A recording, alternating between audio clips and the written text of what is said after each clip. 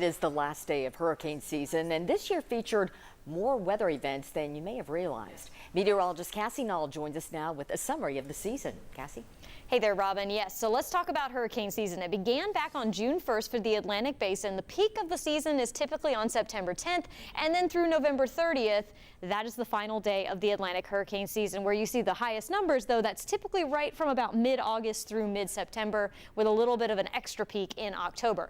Now this year, none of these tropical systems ended up impacting East Tennessee. So a lot of you may not be aware that we had 20 named storms. Now, when you look at this list, you may be saying, well, we only used 19 of the names. That's because in January, we had an unnamed storm develop off of the mid-Atlantic coast that once the National Hurricane Center was able to go back and review that storm, they realized it did actually end up reaching tropical storm strength.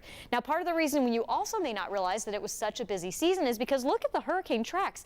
There was only a couple that ended up making landfall in the United States, and the most notable one was Hurricane Idalia, Category 3 with winds of 125 miles per hour. Made landfall on August 30th in the Big Bend region of Florida, an area that's not typically hit by strong storms like that.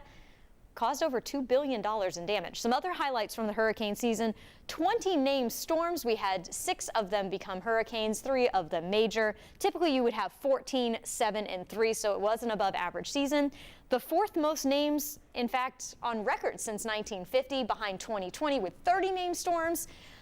2005 at 28, and 2021 with 21 named storms. This is also the most named storms of any El Nino influenced year. It was a big question about which would win out, the strong El Nino or the sea surface temperatures.